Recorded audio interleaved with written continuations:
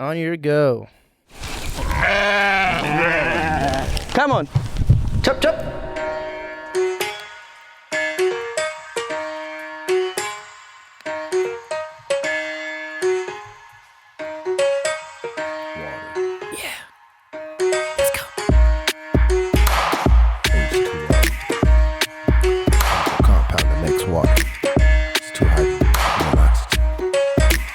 Throw them titties. Throw them titties. What? Throw them titties. On the Throw them H2O. titties. On the H2O. H. Throw them Two. tits in the circle. Yo, what it do, cousins? It's your boy, Benny Hunches. As always, I'm with my brother. The funk is real. What it do? Welcome to the village. We are still in quarantine. You know what I'm saying? Quarantine village. Quarantine village. Stay in your hut, motherfucker. Yeah, all the businesses still shut down. Life is still the same it was the last time we talked to you guys. Not much has changed in that area. Yeah, bro. It's kind of crazy because there's nothing we could do about it. We're just in limbo. Yeah, like, you kind of at this point, if you're like me at least, where you're at home all day, you kind of like developed almost a routine now for what you do through the day. Yeah, bro. Which is going to be weird as fuck when we have to get back to real life. What is it, 30 days to form a habit and break a habit? Is it 30 or 21? 28? I mean, either way, we're past it. Shit. Yeah, it's a habit at this point. Now Life is officially changed. Forever. I think moving forward, it's never going to really just go back to what it used to be. Nah, bro, it's over with now. Like, what are we supposed to do? I got 2 weeks off, and then I'm at least back to work, which is taking somewhat of my time. But even taking the time off, you kind of just realize like that little break really changed. It made the quarantine shit and the whole Corona shit feel really real. Yeah. You know what I mean? And then in that time, the whole fucking country is shut down. The market's still insane. Well, yeah, it's weird, bro. What you been doing the past time? Well, I guess you're working. But I'm working over the last couple days. Since this week started, I've been working. But before that, I was did a lot of Netflixing. I watched all of Money Heist. I think that was one of your recommendations to that me. Shit actually is amazing. I fucking love that. Yeah, and it's funny because right before I was going back to work, or maybe it was my first day back to work, season 4 just randomly, right when I finished season 3, I was like, well, I guess I gotta wait. And then one day I use my Apple TV, and I turned it back on and it just said new episodes. I was like, what? I opened up season 4 like the next day, right after I finished season 3, so it was perfect. Binge watched that. How'd you feel about season 4? I felt like it was cool. I don't want to spoil it for anyone. There was some turns. I kind of wish I didn't see like the trailer, because like I knew certain things were gonna happen. There were some twists and turns. There were some things that you kind of knew, like some decisions I just didn't agree with by what they did. Like I said, I don't want to give away too much, but man, like, cause in some ways they played themselves. Yeah. You know what I'm saying? And so they do. Because at this point, it's like this is your second heist.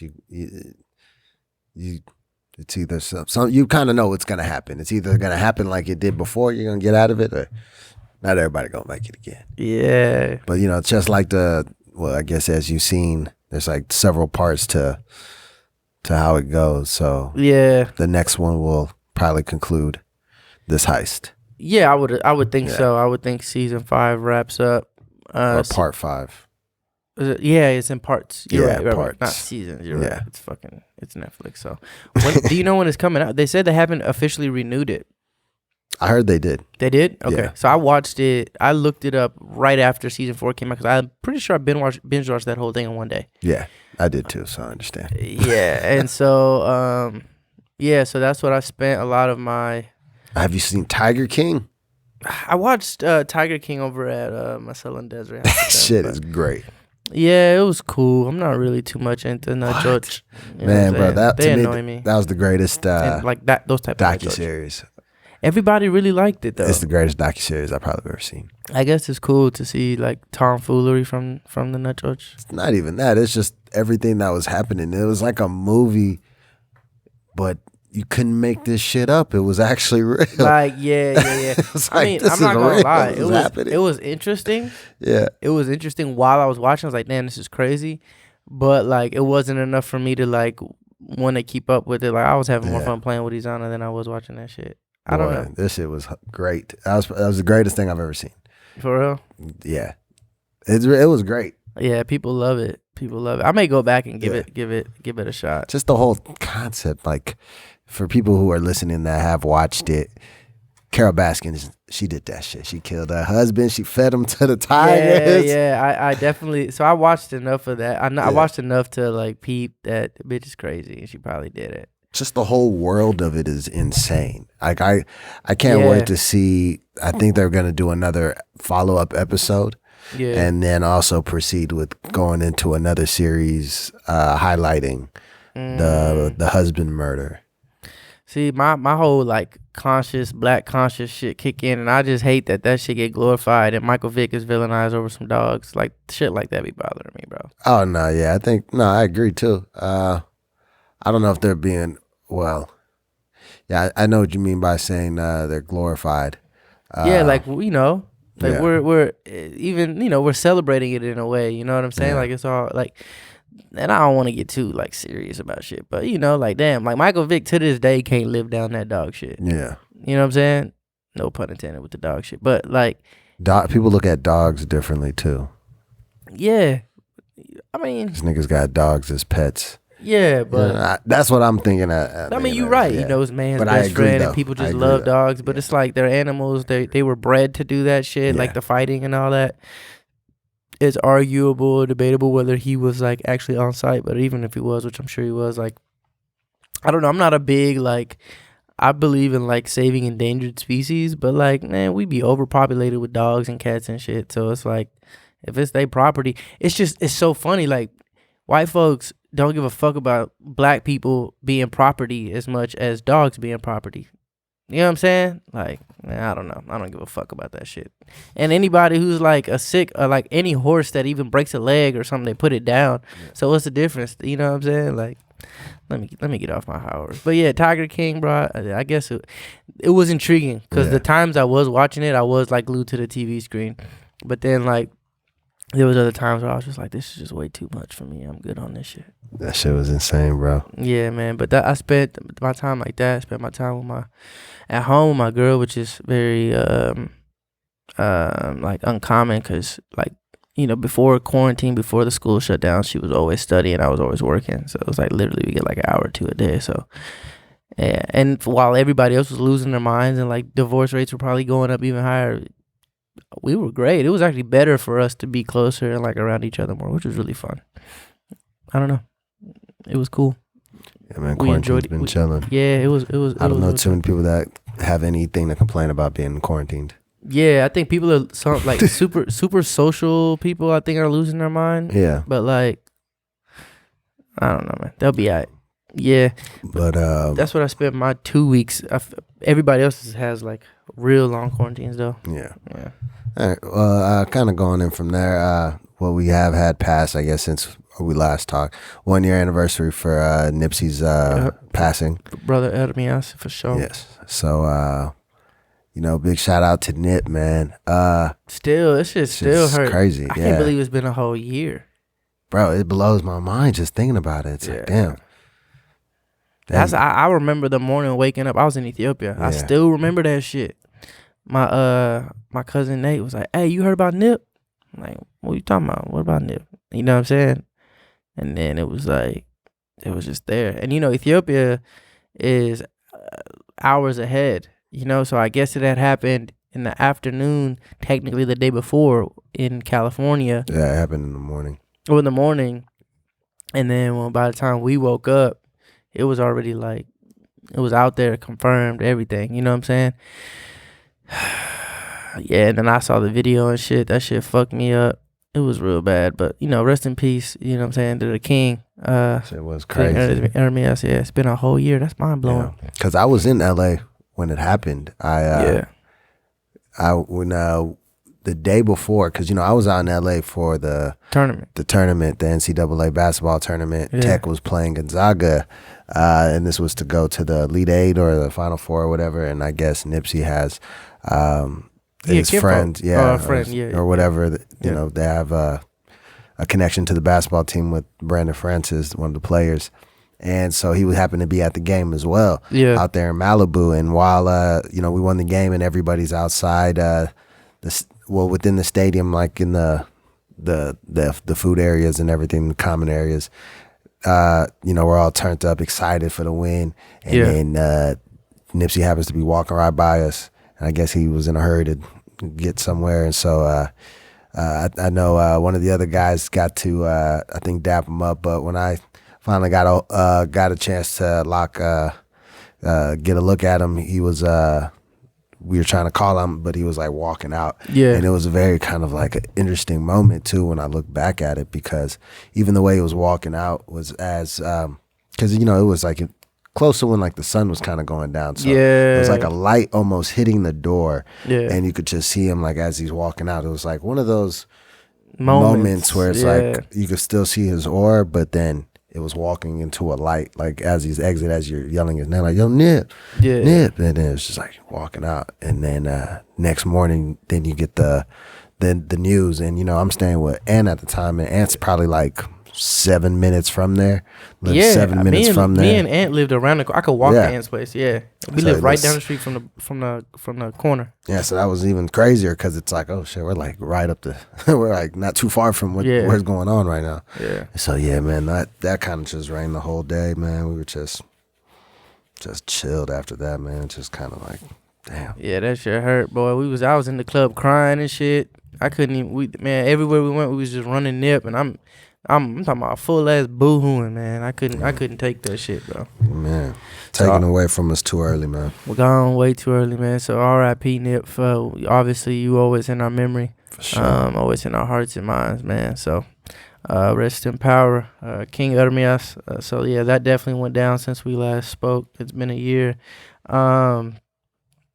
Another prominent Abisha in the music industry, I guess. There was shit circulating about the Weeknd and like what he had to say about. Oh yeah, he had a recent interview. He had a recent interview where he said, I think this was back in 2012, and Usher had released Climax. Yeah, and he said at the time he, kind of appreciated it almost, because he was like, yo, this is a Weeknd song, and then kind of felt a little honored, but then he was upset because he felt like he was kind of like taking his sound or whatever. The going nowhere fast, we've reached our climax. Yeah, I don't know. Whatever he, I don't know. The falsetto is probably the only thing I could think of, or like he just felt like that was a Weeknd song. I don't know at the time. I can't speak for him. Do that. But all I know is, I think that was a definite reach, bro. Because you talking about Usher, man. That's the king, bro. Yeah. Like Usher, you talking about Usher got the beat to make your booty go clap. Yeah, and at the time, Usher wasn't that far out. Like right now, Usher ain't dropped shit in a minute. So if he came, Usher. Yeah, I know. 2012 though. Yeah, exactly. Like if he came out with some shit right now that sounded like The Weeknd, you could kind of see something, allow him to say something, in my opinion. But at the time, it's like new Weeknd and peak Usher, kind of. Even then, the song don't sound similar to me. No, the similarity's out the window. I don't hear that. But I'm thinking you're saying also on top of that even if it did sound similar, it's like it's Usher, bro. Like especially at that time, because that was like 2012 is Take Care. That's like when The Weeknd was really just kind of hitting his stride.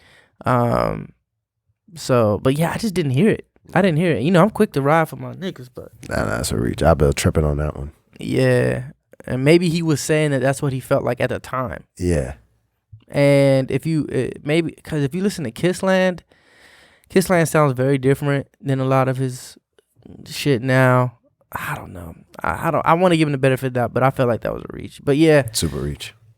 That also happened. That was a little moment in time, and then like really, other than that, the majority of time spent on social media, I feel like was Oh my god, it's been disgusting. it's been on fucking Instagram. Instagram is winning off of this shit. All social media is booming. Yeah, all social media is booming for sure, but I feel like Instagram is taking the cake because TikTok booming. yeah, TikTok.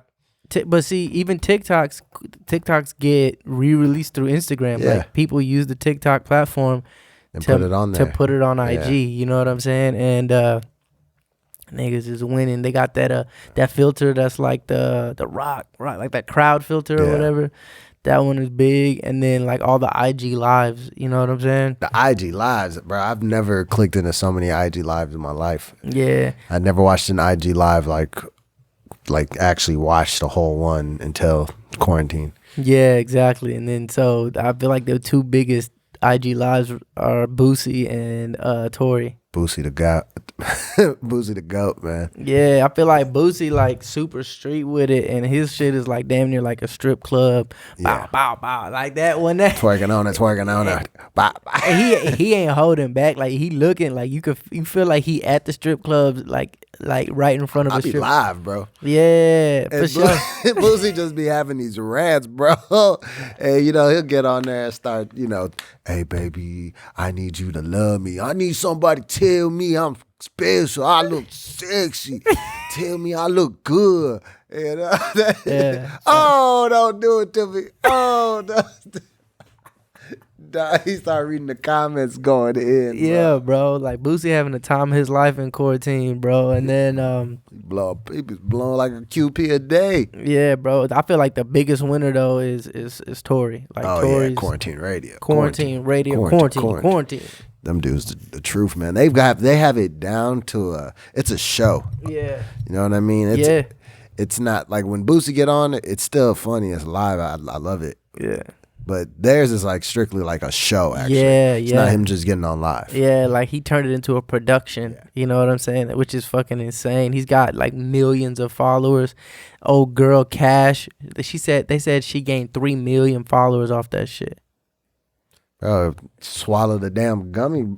Bro, The world's largest gummy worm. 2 feet of that shit down her throat or some shit. Oh my That shit God. was The animal. whole red. Yeah, bro, that shit got his shit shut off. She got his Instagram fucking shut off. Zuckerberg was, I had enough. Oh my God. They was like, yo, you are guidelines. Come on. Guidelines. Stay in the box. There's so many fucking like phrases now I can't get out of my fucking head, Oh bro. my God. Calcium. Calcium. Dog, man, quarantine They radio. trip me out, bro. Yeah. Dog, just everything they're doing has been entertaining. Like, I look forward to if they're going to continue doing it or not Yeah. afterwards. Oh, he got to, bro. There's no way he Yeah, can't. If he's broken the IG Live record. multiple times, he broke the record and then he broke his own record on a separate live. I think he's broke his record like 3 times now. Yeah, I think his own record. he's top. His tops is like 355. He has all the records. But so it's definitely been entertaining to watch that. The other ones that's been doing well, the verses. Yeah, The verses have been great, man. Those are dope, man. yeah. Which one was your favorite? My favorite was the T-Pain Lil Jon. Bro, I was That's my losing favorite. my shit at home, bro. During the T-Pain Lil Jon shit, It was, oh my God. I felt like I was like really like it was a moment in time for me. You know what I'm It's saying? a nostalgic moment. Yeah, bro, because like Lil Jon is the man, and first of all, Crunk music. yeah, T-Pain is the man, but Lil Jon, like you realize, like Yeah. he had a whole fucking genre, a whole fucking era that was like he was the backbone of, and then he didn't go nowhere. He kept that shit going, Yeah. and found a way to translate pop. Like he went pop with the shit, with the shots and all that other shit, and the reggaeton. Like that motherfucker branched out so well, bro. Like damn. And then T-Pain, I'm sorry, his shit's timeless. Oh, His shit's T-Pain, it's timeless, bro. Hey, like when I hear certain songs like Shawty and Bartender, like that shit takes me to a certain space, Yeah. bro. You know what I'm What saying? trips me out is when you look at how young he was when he made those. Bro, he was younger than us. He was The in his man's only 20s. like 34 or something, Yeah. 33. He's only a couple years older than me. So and that means he was in his lower 20s making classics, Classics. writing, Bruh. producing, It's- performing. Like, god He's so talented. And then I love that he was singing it on live because I learned early that auto-tune shit, it's not really, he was doing more like the Zapp and Roger shit. It wasn't really like auto-tune. You know what I'm saying? Like that man can sing. Yeah. Like his voice is insane. It's unique too. That's the thing. Like, and if a lot of people don't listen to T-Pain past a certain point, or haven't listened to T-Pain past a certain point, before he kind of like, after Shouty or whatever, if you listen to him before, bro, he was singing. Yeah. Well, he was rapping, but the few times he would sing, it was like, oh, this dude could actually sing. Yeah, before and after, like when you got into singer. Yeah, you get into like circus and all that shit. That Ringleader Man is one of my favorite fucking songs, bro. He didn't even play that. He didn't play a lot of songs. He didn't play You and That. He didn't play the one with him and Out of My System. Yeah, he definitely missed out on playing some of his own gems. Oh my God, if he had played at least those 2 songs. There's another one he didn't play that surprised me. Can't think of it, but there's a couple songs. Even Lil Jon, he didn't play a few songs that I would have heard. Yeah, well, they only had 20. Yeah. And I think there's somebody who's making like a cheat little playlist, and they're dropping on Apple Music, and there was like 70 something songs between them. So they were bound to each leave out at least 5, 10, 12 songs. These guys have so deep of a catalog. It's tough. It's more so just, and it's real dope because now that it's more organized, it has a structure. They've leveled it down. Okay, 20 songs a piece. The whole process has been dope. Shout out to Swiss Beats and Timberland. Exactly. I was gonna say, let me take a step back and pretty much explain what it is for anybody who hasn't been paying attention or has been living under a rock during quarantine. Yeah. So Swiss Beats and Timberland, 2 of like the most iconic producers out. I think they actually went first. Yeah, they did first. They went first, right? I missed that one, so I need to go find it. And that's a crazy one too. Yeah, they created a concept called Verses, which is basically 2 people within the music industry that are from the same aspect of the music industry, meaning performers, producers, writers, right? Because the Neo and Sean Garrett was crazy. Yeah, it was Sean Garrett and Dream. Dream, and then Neo would win against somebody else. I'll figure it out. I think Neo went up with the dude starts with a J. Yeah, Jahi something. Oh shoot, man. Yeah, bro. So like basically like writers were going up against each other. The Sean Garrett Dream one was insane because like it was Beyonce versus Beyonce. Yeah, exactly. Like Rihanna and Beyonce versus like Diddy and Beyonce. Like it was just crazy. Jonta.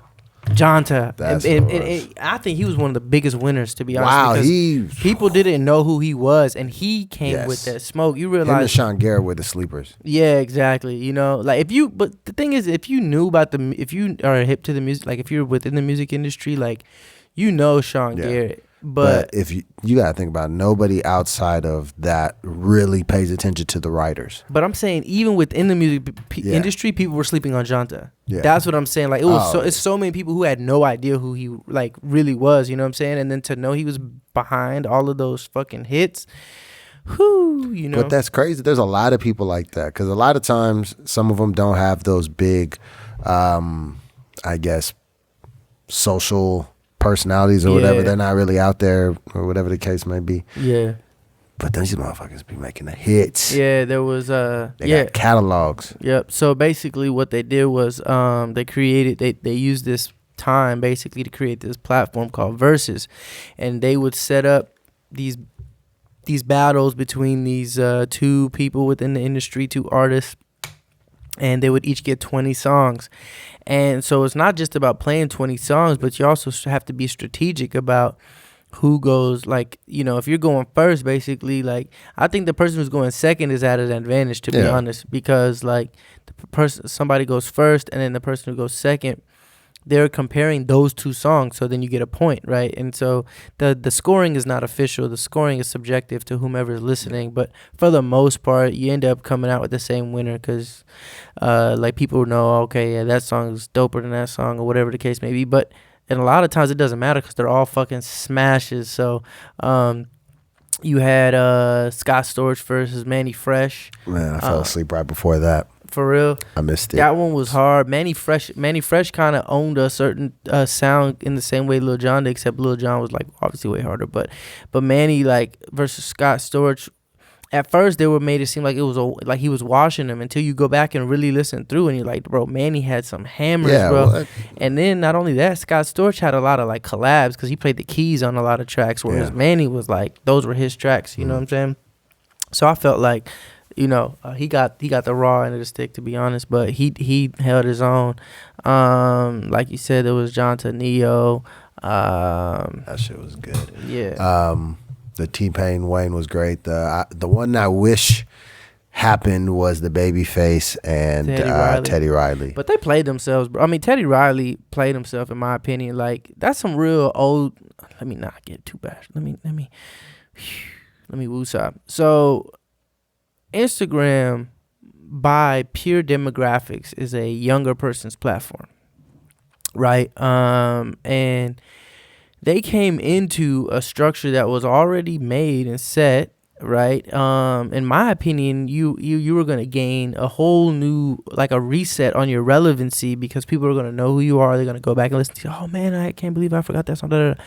And Teddy Riley decide he wants to, after it's already set up, the time is set, they want to last minute be like, oh, we want to charge. Bitch, this ain't the club. Charge. You didn't know that's what happened? That's why it didn't go through. He was trying to charge like a $10 fee for people to come in and pay attention to their verses. Ain't nobody finna pay that shit. Fuck out of here. So that's what it is. And like now, even to like, I just saw an interview where he was talking about like the platform they're setting up to do it. Blah, blah, blah. Nobody's finna pay to do that shit. You know what I'm saying? And so that's just like some old head nonsense, trying to make a buck off of that shit. Whereas like, the reality of it is like, you know, you would have made money off the streams. You would have made money off. Yeah, if you were smart enough to make merchandise, like Tory came out with all this quarantine merchandise and shit. You know what I'm saying? Like, do something, you know. He didn't take advantage of the situation. Not properly. He tried to take advantage of it in the most basic, sorry-ass way, in my opinion. And then he robbed the public of a great battle. You know what I'm saying? So, yeah, Teddy Riley, Babyface would have been nice. Done so much. Like you said, revival. A lot of these are people who are all performing are legends. These are people who have a catalog, and it's good that they're doing it on Instagram. It's opening it to a whole new audience. It's a trip back into history. Exactly. It's going down memory lane. A lot of people don't. You got to remember, people have short-term memory, but a lot of people love like older stuff. If you know, that's always been a trend in a wave. You take things from the past and you bring it into today's music. And so when you start we've done this in several episodes in the beginning where we've played samples from some of the people's favorite songs currently, and people don't have no clue where those samples come from, right? But now when you hear those samples, you're like, man, that shit go hard, and it's like, oh shit, that guy made that song. And it's like, oh, and he made this. You're like, damn, I know these songs, but this shit goes so hard, and next thing you know, people are streaming it. Bro, people streaming it. You gonna inspire young people who never even heard of it. Young producers, they're gonna sample it. You gonna get a cut off of that. Then, or you could just go on road, make your show money. Like, it was very short sighted, and so you ruined it. You ruined it, Teddy. Good job, Teddy. Ruined it for everybody. Yeah, bro. And so that was interesting. Right now, actually, as we're talking, you got DJ Premier and RZA doing theirs, which is gonna be some real hip hop shit. Which is tight. So yeah, man, that was really cool, and I think that now they can kind of like in the same way put it on road. I think that T-Pain and Lil Jon should, and I think they actually will set up a tour off their shit, 'cause their shit, bro. Like when I tell you, I was having like, dog, I was lit. Like Daniel was sweating, like, you know what I'm saying? I had to, bro. You know I don't drink, bro. I hadn't drank in months. And I had this Jameson that was just sitting in my freezer, like I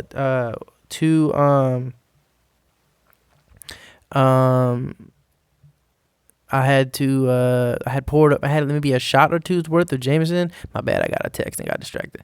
And poured that shit up, bro. drank it a little bit, got a little loose, my nigga. I was in the house just live, like, damn, because they were drunk as fuck. You could tell T-Pain was so fucking drunk. And Lil Jon they was taking shots of tequila back and forth. And they just kept saying, take a shot, take a shot. And at some point, I was like, man, I feel like I want to participate. You know what I'm saying? Yeah. Pull me up a little drink, you know what I'm saying? One thing I did not know is that, and you might think I'm crazy. You ain't drinking, but anybody out there, I did not know that Jameson and apple juice tastes really fucking good. Oh, yeah. Oh, you knew this? Yeah. I had no idea. So I did that shit, you know what I'm saying? I did just pull up a little shot and then, you know what I'm saying, put some apple juice in that bitch. Oh my God, bro. That shit was. It's like apple whiskey. It's kind of like the Crown Apple almost. Without all the extra sugar. Yeah, that's too much. Yeah, bro. So that shit was nice, man. Had me a good old time, bro, going through they live. That shit, and then I went back and watched it again, bro. So very nostalgic, man. Man, that shit. You know, that was like my era of. I was probably like going like high school. College. High school, going beginning of college. So you know the early clubbing days. You know that's what like when we going in there with our baggy clothes on, turned up. Cowboys. 07. Remember Cowboys in Arlington? Nah, I never went there. You ain't heard of Cowboys? No, I never. Arlington. You know, I lived in North Dallas, so I lived up here in Carrollton, nigga. I don't know what you was doing in Arlington, bro. I did not go to Arlington to go out. It was like the teen club, bro. It was like the only. I never went to the teen club. I went to Purgatory. Oh yeah. I mean, I'm talking about below 18. No, I never went to that shit. Oh, okay. Under the 18 age clubs. I didn't care for that. Yeah. But yeah, after 18, you're right. Purgatory was the place to be in Dallas. Shit, man. Purgatory was lit. So I used to be in there. Because you remember I used to throw like mad, I don't know, actually nobody at the church knew, but I used to throw mad parties growing up. So by the time like I stopped throwing them, which was, you know, like senior year of high school, was when people started hitting up Cowboys and all that shit. So that crowd, I'm talking about, it wasn't just like, it was like the Metroplex, because MySpace used to share it. So I used to have people from all over the city at my house.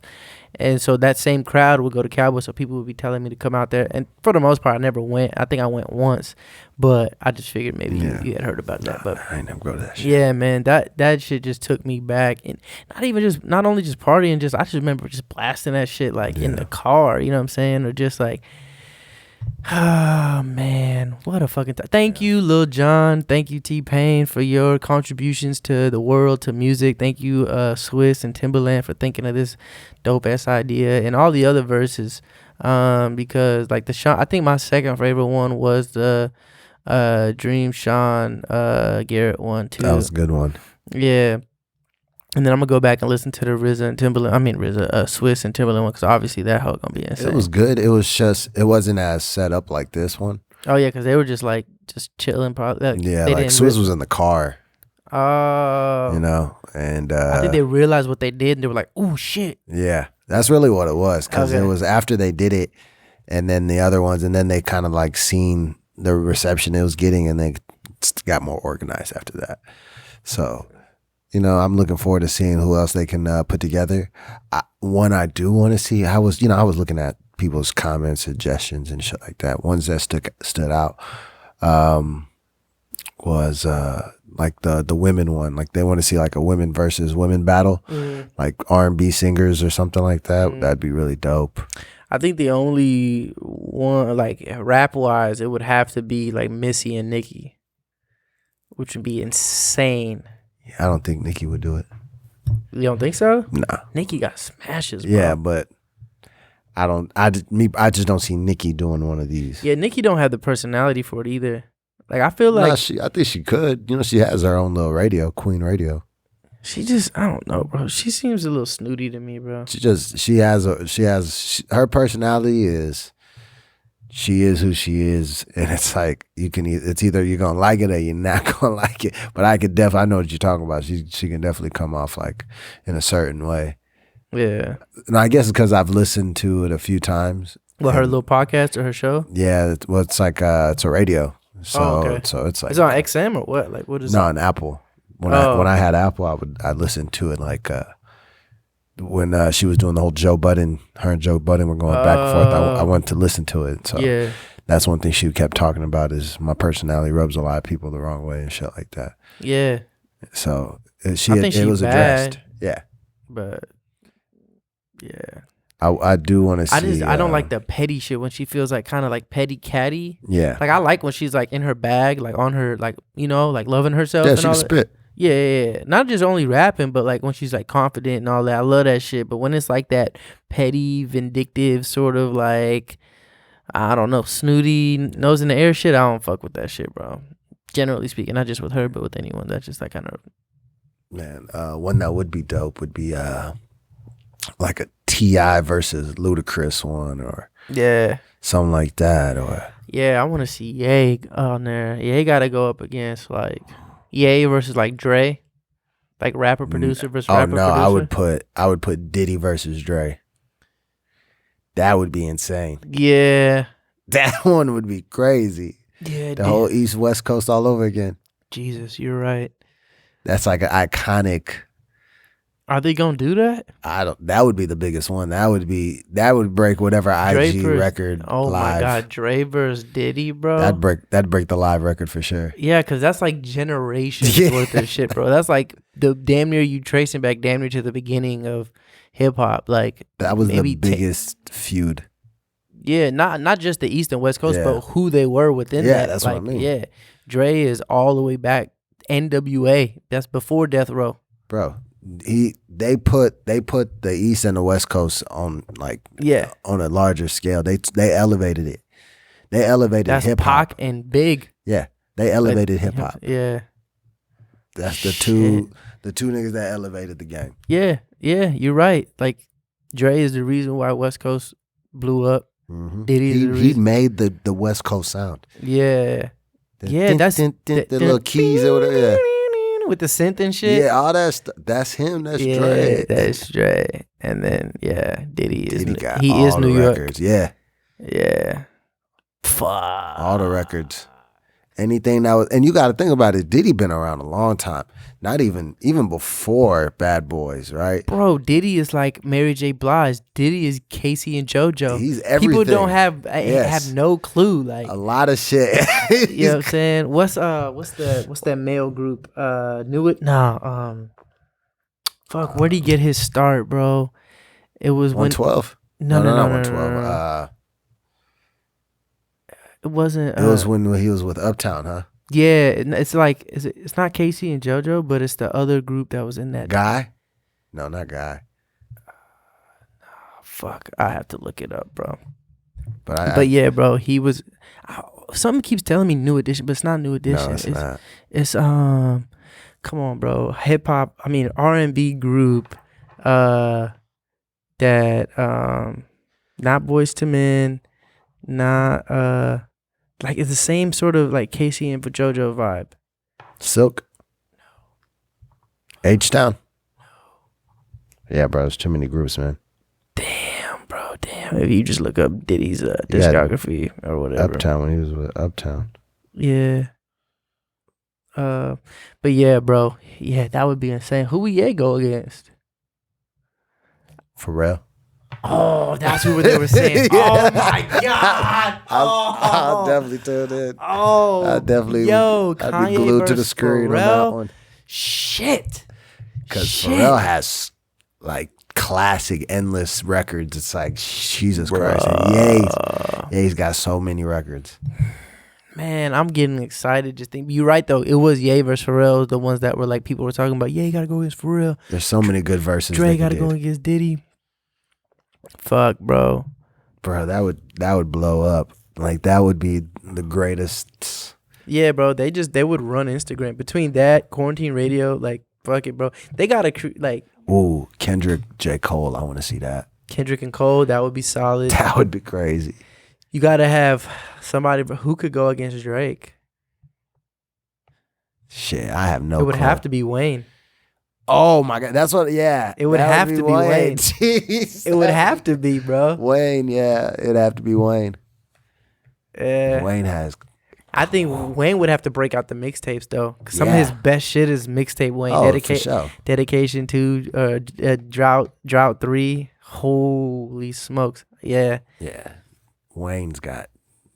And you got to think about it. There was for a span of the 2000s, Wayne was the biggest name.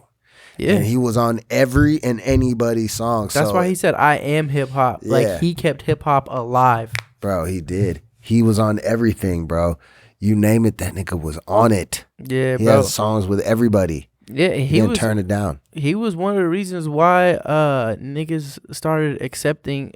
Not even one of single. I could pinpoint a moment in time where it became cool for rappers to use auto-tune, and that was because of Lil Wayne and Lollipop. Yeah. Lollipop was the song that when he came out with that lit, and it started like. Oh, he changed music. That was it. It became cool because Pain obviously blew up off of it. And then Ye did it on 808s and Heartbreak, but people gave him shit for it. You know what I'm saying?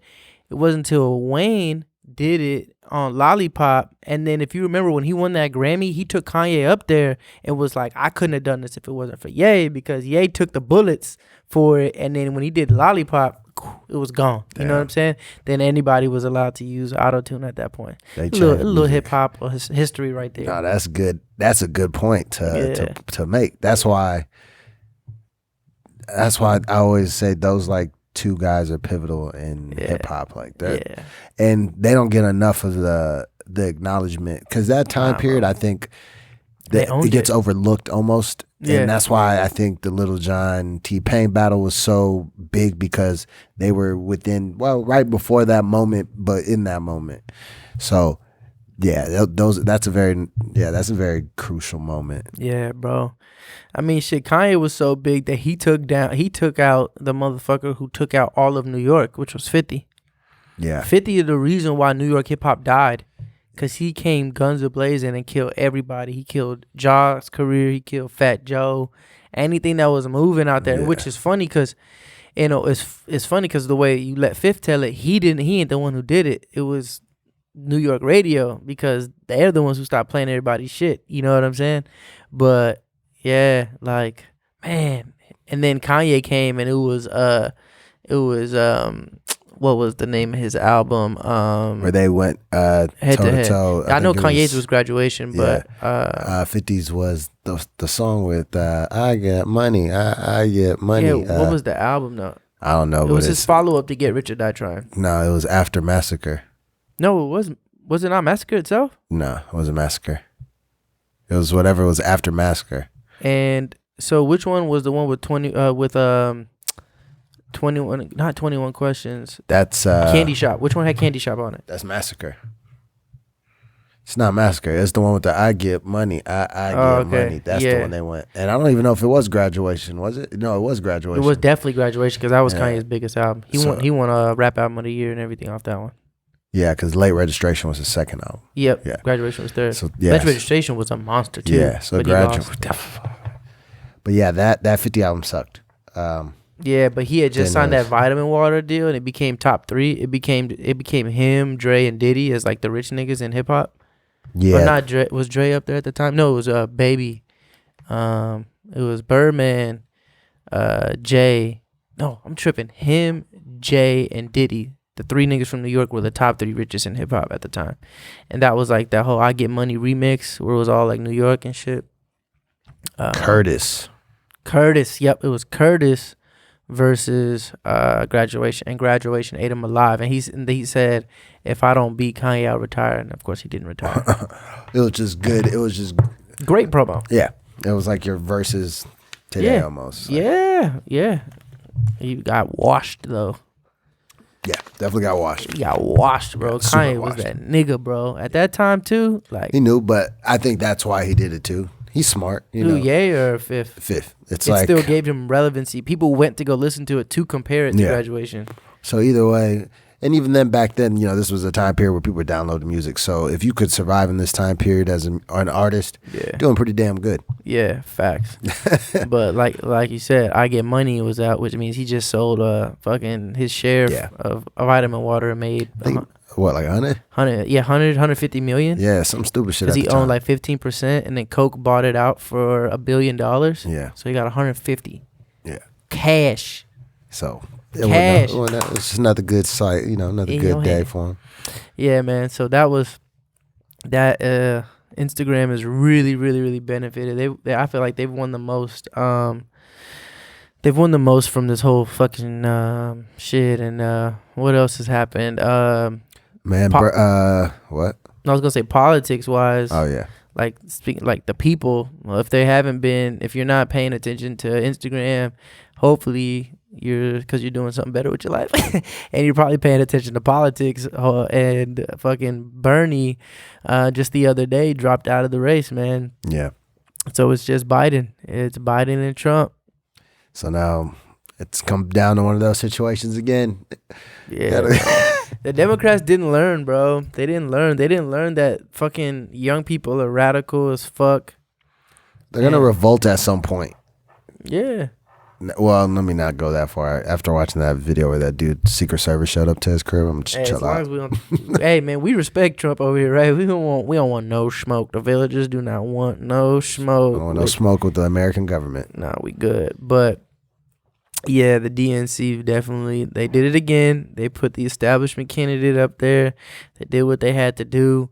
In many ways, though, I actually am going to say a lot of it's our fault. As a generation, we failed Bernie, in my opinion, because I know it's niggas in every corner in every voting district who didn't vote, and I'm cool. I'm close to a lot of niggas, and I tell them, "Fuck you," you know what I'm saying? Because like as much as you say, "Oh, it don't matter, it don't affect us," it do. It really does, man, and it makes a huge difference. And you know. As long as we're not, I say we, but as long as people, because I'm participating, as long as people aren't participating, and they're just believing in this zeitgeist of their vote doesn't matter, it's like you are falling in, you are doing exactly what the people that you believe are against you want you to do. You know what I'm saying? Like the little belief system that you have that it don't matter, like whomever it is that whatever it is that you don't want to happen are the same people who are feeding you that nonsense, and you're buying into it. And now, Biden's going to be the Democratic nominee. In my opinion, he's not going to win. I think Trump's going to win again. It is what it is. So yeah, it's going to be Trump for another 4 years. I mean, I'll still vote. I'll still, you know what I'm saying? I'll still do my part. We'll see what happens. I don't want to give up hope yet, but I do feel you on that. I feel like Trump has a good chance of winning now. Because here's what it comes down to. Whenever they do these debates, he's going to eat him alive. Yeah. Straight up. That boy Biden struggle finishing sentences. Yeah, bro. Like, he old, bro. And I feel like his whole shit is going to be hinged on who he picks as his VP. This corona shit, depending on what happens, I mean, the Republicans have their way. Motherfuckers ain't gonna be able to vote. Yeah. You know what I'm saying? They're not gonna do the voting ballots. They're not gonna do, all that voting shit. You know what I'm saying? Niggas they're gonna risk. Trump people gonna risk their life to go vote for him. You know what I'm saying? And I think people would be willing. You think people would be willing to risk their life to vote him out? I don't think they will outweigh the people who are willing to risk their life to vote him in. Yeah. Or to keep him there. Let me say it like that. Once that $1,200 is spent in the next 10 minutes, once after it's received. I mean, just for clarity's sake, like to give Joe Biden some sort of credit, he did already come out and adopt he made changes to a lot of his policies to be geared towards like inching a little bit to the left. I don't know if you heard about this, but he said that he'd look to forgive student loans for every public school loan. So if you went to private school, you're asked out. But if you went to public college, which both of us did, and you make less than $125,000 a year, which both of us do, and the majority of people do, then your loans would be forgiven. So there's that. Shit, sound good to me. Yeah, right. So that's something he went and moved left on. And then like Medicaid, which is, what the senior citizens use to get, their health care and shit covered. Basically expanding that and allowing people young. Right now you have to be 65 to qualify. I think he lowered it down to 60. And doing that will take a lot of old people off premiums. That's good. Which would allow for a change in insurance policies that would hopefully help the more healthy people who don't need to be paying high premiums. And there's like a residual, like a butterfly effect to that, if you will. It's not the same as Bernie's Medicare for All, which is like the government needs to run healthcare. But there's some adjustments that he's making, and I feel like and this is another thing, is if your state hasn't had their votes yet, or whatever the case may be, you should still be voting for Bernie over Biden, even though it doesn't seem like there's an election or primary to be had. There is, because the more delegates Bernie gets, the more leverage he has to say, hey, even though I'm out, like, obviously the people who are going to be there to vote for you are saying they want this. You know what I'm saying? So the more delegates Bernie can continue to get, the more he can leverage that to help push more progressive agendas. And to be honest, I'm not like super progressive individually, but I do believe that it's disproportionate how like just money works. You know what I'm saying? And I'm less like, income is one thing. You know what I'm saying? I feel like there needs to be more brackets, in my opinion, like upwards. Like, I don't think somebody who's making $5 million should pay the same percentage as somebody who's making like $50 million. I feel like they need their own bracket that needs to be a lot higher. Yeah. You know what I'm saying? Like, personally, like, and then like the idea of just sitting on wealth, I feel like that's the biggest shame, to be honest. Like, there's only so much currency out there. I mean, it's funny I say that now after they just printed trillions of dollars out of nowhere. Yeah. But, like, the economy is only a certain size, you know what I mean? And so for a small amount of people to be sitting on so much wealth while we have poor people, to see, I think it was Las Vegas, they drew, squares or rectangles in parking lots for homeless to sleep in. And there's nobody in the fucking hotels. Like, this sort of mentality is sickening to me. You know what I'm saying? Like, they could at least clean the fucking hotels and then screen people on the way in and make sure they don't have the shit.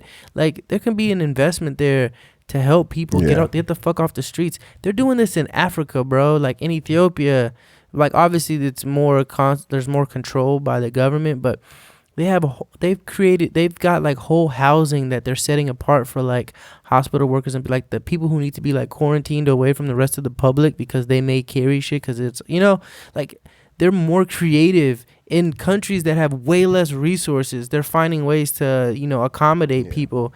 And here in America, it's like we still got homeless people out being fucking homeless. We got people in jail dying that they won't let out. You know what I'm saying? Then jail is so close proximity that like it's spreading like wildfire. It's just crazy, bro, what goes on here, man. It really is. But yeah, so I know I kind of went off on a tangent, but to bring it back, November is going to be very interesting. It's going to be very interesting depending on where we're at. If the markets bounce back somehow, there's no way in hell Trump loses, in my opinion. If the market bounces back by November, anywhere near where it was, Trump is going to run amok, because he's going to, like, now he has that, he's going to double down on, like, look how good I am for the economy shit. I feel like China actually fears Trump more than people realize. I'm not going to say this coronavirus thing was a hoax, because obviously it's real. Like, people out here dying, people getting sick. Where it started, though, we'll never know. You know what I'm saying? Why? How it came about? They blamed it on this fucking village in, Wuhan with animals and shit, which makes sense because the corona like family of viruses does come from animals. But how it really created, it's that place where people eat rats, bats, cats, and dogs and shit. Yeah, exactly. You know what I'm saying? And like there's like markets and shit. You know what I'm saying? Shit is nasty. It's nasty as fuck. But how the virus morphed into something that's so highly transmittable and so highly contagious. There's so many different theories out there as to whether it was made in a lab or not, or, because I'm telling you, this shit has been around. It's a lot of conspiracies, though. There's a lot of conspiracy. People use the word. This is another thing. People use the word conspiracy to kind of like delegitimize certain things, but all conspiracy means is that the root word is conspire, which means that it was something that was put together with a purpose by a group of people. You know what I'm saying? It doesn't necessarily mean it's illegitimate. Theory is the part that makes it somewhat illegitimate, because it's saying is that it's not proven. There's a theory that there's this conspiracy, or a group of people conspired towards this other goal. That's the idea of a conspiracy theory. But just because it's a conspiracy theory doesn't delegitimize it. It just means that it's not proven. You know what I'm saying? And so we'll never know. Shout out to all the healthcare workers out there. Shout out to all the food service people too. Shout out to everybody who's out here still having to work and still having to put their health and their livelihood on the line, because you're essential to the business and to the economy. And it really showed who is essential, right? Like fucking Walmart workers making $8 an hour here in Texas and shit. But they're the ones who getting sick. And we can't do shit without them. So who should really be making the money out here? You know what I mean? So good on you. Good on everybody out there. Like, much love. Shout out to Dr. Tedros. Taking a lot of shit on the world stage, on the global stage, and really, like, I know him at a personal level. You know what I'm saying? Like, this is a man who opened up his home to me. Like, you know what I'm saying? Allowed me to like stay there. My first trip to Ethiopia, I was there for months. I became family with him and Aman. I was first family with like Romha here first, and it's like these are his kids, and like genuine fucking people, like great fucking people. And it just blows my mind, because I was talking to my girl about this the other night. It really helped me kind of understand, gave me perspective on how certain like non-facts and opinions and just like perspectives on or ideas about people that may not be true can just formulate and turn into these massive amounts of like hate. And you have no idea really about this, about like you'll take these things that may be facts, you know what I'm saying? Like, there are people make mistakes, you know what I'm saying? But then the one thing you can't really prove is intent, and this whole thing really helped me help shine a light for me on like how people can just like kind of construe their own intent behind what somebody did, like maybe an honest mistake that someone made, and then like they push an intent because it fits the mold of this story that they're trying to say, or the way that they're trying to demonize like someone, and so they put intent behind someone, and that shit's fucked up, bro. And like he's an actual great man, you know what I'm saying?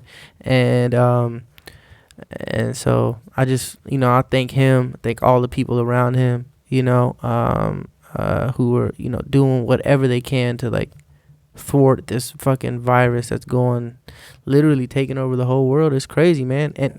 And he's a PhD in epidemiology, like, which is the study of epidemics, basically. Like, his was a focus on malaria, but still, it's like, it's just crazy, like, that this shit went down with him in office, and like I get like a different perspective, like, because it's like family. My aunt is like his chief advisor, so I'm just looking at this, and I'm seeing real people behind the scenes doing real work, and then like the world just sits back without knowing shit and just tries to dog people. And it just really opened my eyes to a lot of shit out here, but shout out to them, man, and shout out to every doctor, every nurse, every fucking shit. Shout out to everybody out there, drive-through person who's seriously, bro, like every contact that can be made. Shout out to everybody working with me who got to deal with customers too, you know what I'm saying? Like, we don't know who we're talking to, what they've been doing. They ain't coming in with no gloves, no mask. It's like, well, I don't know where you been, I don't know nothing about you, so everybody just do your part, man. If you gotta stay home, or if you gotta at least wash your fucking hands all the time, my God, do whatever you gotta do to keep people safe, and then hopefully this shit can make its way out. I feel like the real thing that's gonna happen is, to some extent, everybody's gonna contract it and build up some immunities to it. I feel like that's as quick as it spreads. I think that's like the only thing that's left. Yeah, it's tougher too now because allergy season, so you get a lot of buildup. And mucus. And mucus is actually what traps viruses, so that's what's a little even more kind of scarier. Might pick up around this time, so yeah, be very cautious of that. Yeah. It's funny because like when I was in Ethiopia, and I felt like this shit was spreading back then, which may be why there's not so many people getting it now, because it was happening. In January, this shit was happening. You know what I'm saying? There was a lot of us getting sick. Yeah, because all the Chinese folks coming in. Yeah, so I feel like we got that shit early over there, actually. And but like just the nature of like it's funny, without even knowing, everybody was like, yo, go hit the sauna, go hit the whatever it is, and like go sweat that shit out, go do whatever. And in many ways that shit worked. That's how a lot of people were like kicking that shit. Yeah. I mean, I don't know, but yeah, I'm gonna get off my high horse or get out my bag with this shit, because this should be bothering me. I just hate how stupid people can be, bro. People are just so stupid sometimes, man. And they're willing to dog another human being who's out here like literally spending their life trying to make sure people are safe. You know what I'm saying? That shit crazy to me, man. I feel you, man. But hopefully this thing blows by here in the next few months. Till then, all we can think about is what we're gonna do after. That's like gonna be wild. It's gonna be interesting. I feel like older people ain't going out. Nah, they never leaving the house. It's over, bro. Their life is basically over. Yeah, younger people will probably be out and about, wild as ever. Yeah, apparently studies show that the kids are barely even getting sick by this shit, or barely even being affected. So it's like you literally, like, the older you are, it's like there's a direct correlation with age and damage, if you will. Yeah. You know what I'm saying? That's all it is. As well as like your health, like how you keep yourself. You know what I'm saying? Yeah. The better you take care of yourself, the less likely it is to be fatal to you. Period. You know what I'm saying? So I think it was just, I think this virus, if there's, I'm always trying to see a positive, right? If there's anything that it could do, it could remind people to cherish life. You know what I'm saying? Cherish the people around you. Take care of your fucking self. You know what I'm saying? Like, don't get caught up in this worldliness of like, just like not doing right by yourself, not eating healthy, not resting properly, not exercising, proper diet, all that shit, because then something like this comes around and it accelerates all the problems. You think you making it and shit. Yeah, I got high blood pressure. I may be a little obese or whatever, but who cares? I'm living my best life. And that's all fine and dandy until fucking Corona comes and turns up whatever you have and makes it kill you. You know what I'm saying? Like, so... yeah, bro. I hope everybody like just does the best by themselves. Not like like by themselves isn't lonely, but for themselves. Facts. Yeah, man. Yeah, hopefully, man, y'all stay safe out there, man. Yeah. You got any like lessons or what? I guess what you've missed the most since being locked down? Man, honestly. Only thing I really miss is probably just sitting down and go eat. If I wanted to just go eat, I can't do that. Yeah. Just having the simple pleasures of, if I need to go grab something, I can go do that. Oh, no, that place is closed because people might die. Yeah. That go in there. What's crazy is I miss my family gatherings, bro. It's like, again, makes you like realize what you should cherish and shit. Like I miss... because my family, especially on my mom's side, is like super close because basically everybody's in town. Like everybody lives in town. And so we try to do at least once a month where we all get together and, we're missing out on that shit. So, or even like amongst us, like our generation, like we damn near have a Mahava. We just don't call it that. You know what I'm saying? All kicking it at Yaps and shit like that. That's what I miss. But that's, when we do get out of this time, everybody remember this shit and remember, to cherish what you have and to love thy neighbor and love thyself. You know what I'm saying? Real shit, bro. Love yourself and do well by yourself. And yeah, man, I'm gonna leave it at that. Okay. All right, then y'all suck it easy, man. Peace. I'll find you.